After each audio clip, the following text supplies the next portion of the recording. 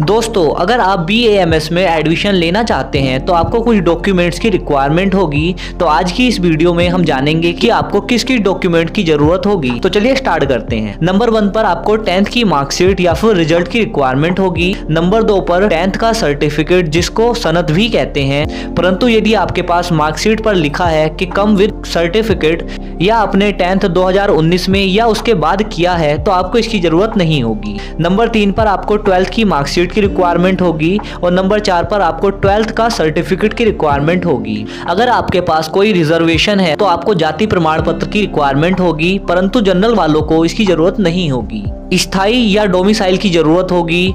12th का आपको migration certificate लगाना होगा और 12th का ही आपको ट्रांसफर सर्टिफिकेट भी लगाना होगा। आपको 12 पासपोर्ट साइज के फोटोग्राफ्स की रिक्वायरमेंट होगी। अब आप जिस भी कॉलेज में एडमिशन ले रहे हैं वहाँ की फीस जब आप सबमिट करेंगे तो आपको बैंक से ड्राफ्ट बनवाना पड़ेगा, परंतु यदि आप फीस ऑनलाइन सबमिट करते हैं तो आपको पेमेंट सक्सेसफुली की फोटोकॉपी आपको लगानी होगी। अब आपको तहसील से कुछ एफिडेविट बनवाने होंगे जो कि कॉलेज की रिक्वायरमेंट पर डिपेंड करेंगे, जिसमें से मोस्ट कॉमन मैं आपको बता देता हूँ। अगर आपने 12th के बाद कुछ गैप लिया है तो आपको गैप का एफिडेविट बनवाना होगा। आपको 75% अटेंडेंस का एफिडेविट तहसील से ही बनवाना होगा और आपको एंटी रैगिंग के 2 प्रमाण पत्र की रिक्वायरमेंट होगी, एक आपका और एक आपके पेरेंट्स का। ये भी आपको लगाना होगा। अब आपको सत्यता प्रमाण पत्र बनवाना होगा जिसमें लिखा होगा कि आपने जो भी डॉक्यूमेंट सबमिट किए हैं वे सारे सही हैं और यदि उसमें कोई भी गड़बड़ होगी तो उसके लिए आप ही जिम्मेदार होंगे।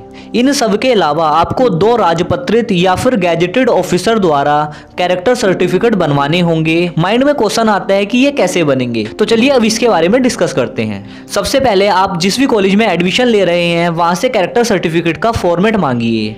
अगर कॉलेज वाले देते हैं तो ठीक, अगर नहीं देते हैं तो आप गूगल से इसको डाउनलोड कीजिए और उसका प्रिंट निकलवा लीजिए। उस पर अपनी डिटेल लिखिए।